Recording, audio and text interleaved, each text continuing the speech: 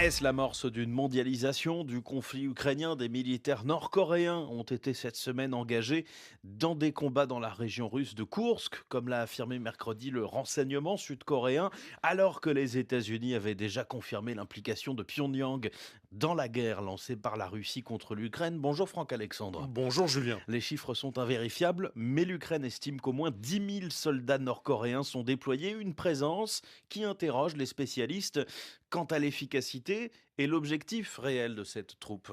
En effet, Julien, jamais la Corée du Nord n'avait envoyé de troupes à l'extérieur. Alors, selon le renseignement sud-coréen et américain, ces soldats sont désormais au feu, équipés d'uniformes russes. Ils seraient même en première ligne. Mais qui sont ces combattants? Premier élément de réponse avec Philippe Gros de la Fondation pour la recherche stratégique.